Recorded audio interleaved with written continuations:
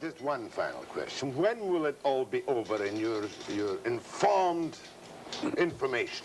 Jack, I'll make a deal. Okay. You and I retire together, okay? When you get out of this game, I'll get out.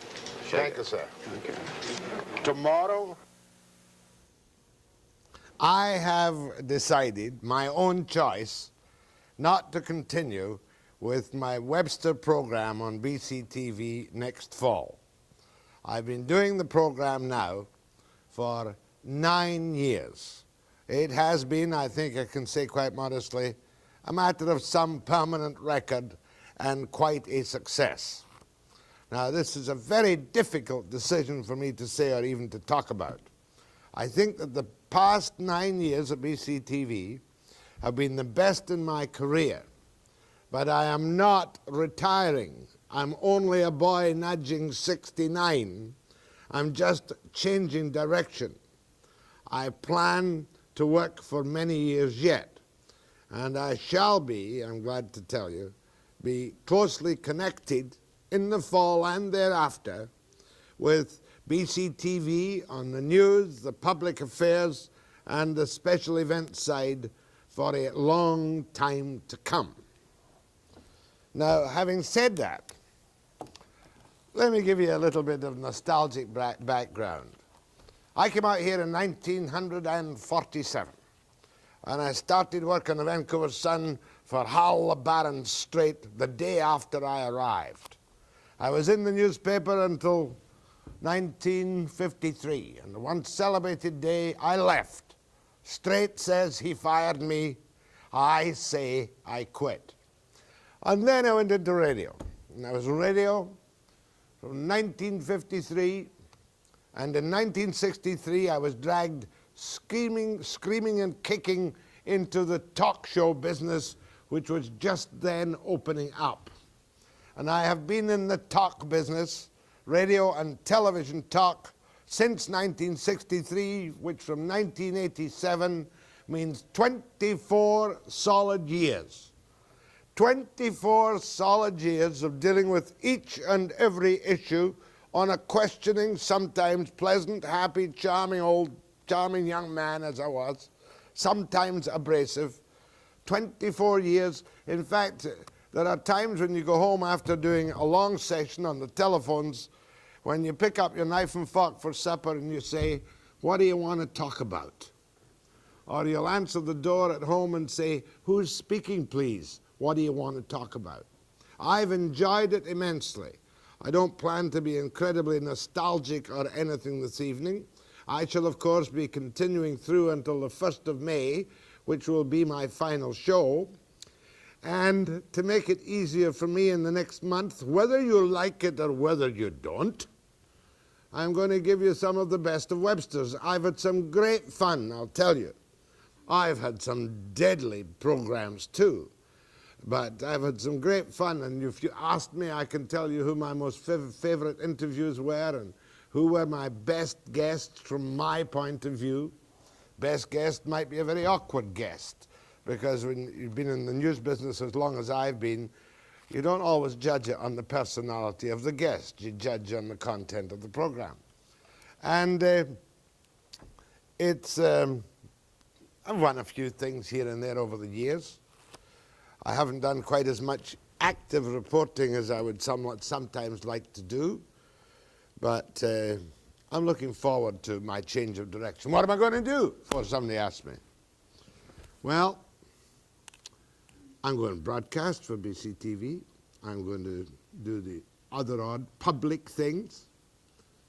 I might even get down to writing my book. And I'm looking forward to a very active and happy career, and I want to say very many thank yous. I'll make a little speech on the last day, but I want to say very many thank yous to the many fine people with whom I've worked over the years, especially the Webster crew, technical and editorial, who have held this old curmudgeon up on many an occasion. Now, just in case I couldn't ad-lib for 20 minutes tonight, and I don't plan to, I pulled out one little piece of nostalgia, if Pat is listening, that I want you to see. A few years ago, I went back to Scotland to my roots.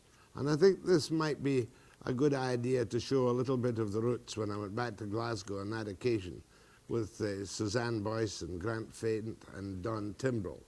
And are we still stretching? Yeah. And I'm just going to give you a little piece of that for the moment before I go to phones.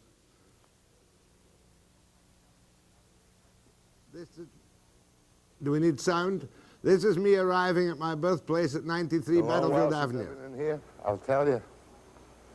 93 Battlefield Avenue. Well, still got a tiled close. This is where the Websters lived. And this is where the other Websters lived. There's Mr. Spence in there now.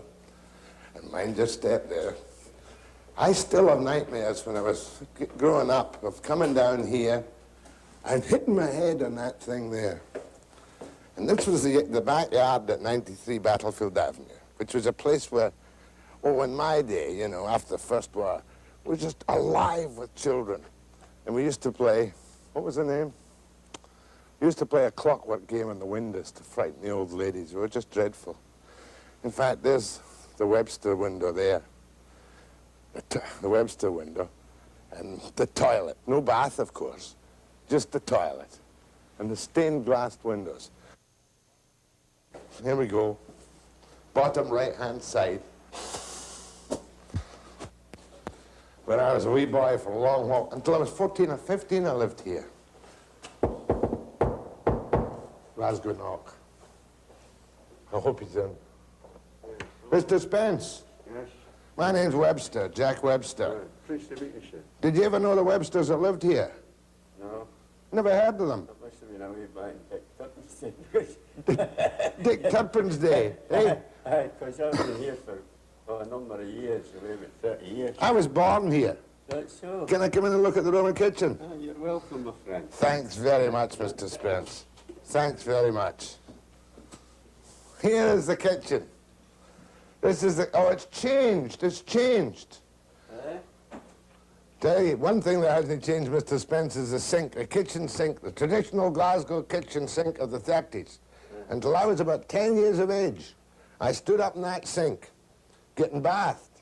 Sandy, me, Drew, and Ronnie when he was alive.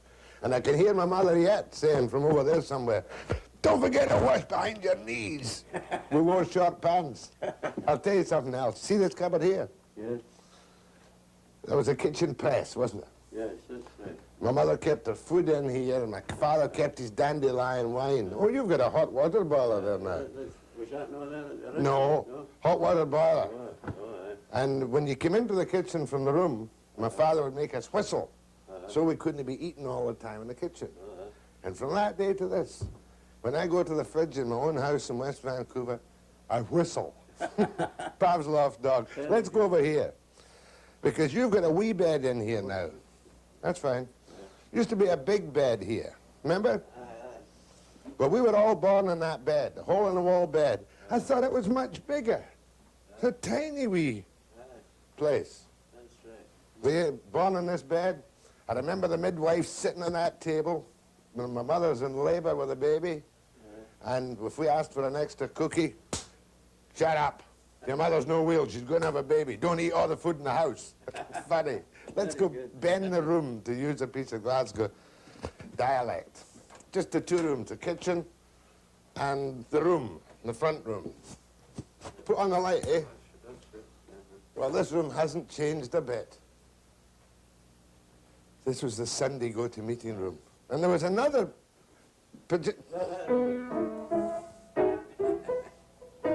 This was the other hole-in-the-wall bed. Does nobody use hole-in-the-wall beds anymore? No, these modern houses, you know, and the bed, trying to get the bed in. My father had an orchestra in the Depression. It was called William Webster and his Dance Orchestra.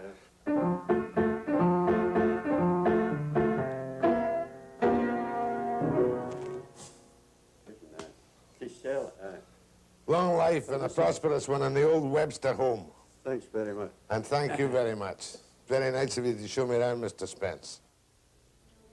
I just put that on as sheer nostalgia tonight, to be quite honest, because I had said to you, if we're going to take requests, you know, during the day or on or off the air, about any best of Websters you want to see from the last 9 years on British Columbia television. And one other thing I should say, my change of plans has got nothing to do with anything else in the terms of the CTV cuts and whatnot. It was my decision not to continue with the Daily Webster program next fall. And the management have been very nice. Don Smith has lamented the move, but has been very gracious indeed. And I'll be back with a free-for-all after the break.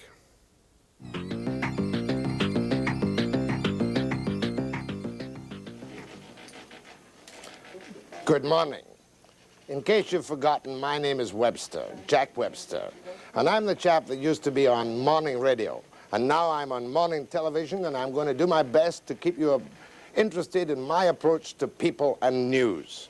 I hope you'll watch every morning if you can, if only to give me a chance to prove that I'm something more than a pretty face. Last call. Go ahead, please. Thanks for all the informative years, Jack. You couldn't have said it nicer. And for the last time on radio, 16 years, 3.5 hours a day, 44 weeks a year, and 9 years before that, for the last time, next, the news.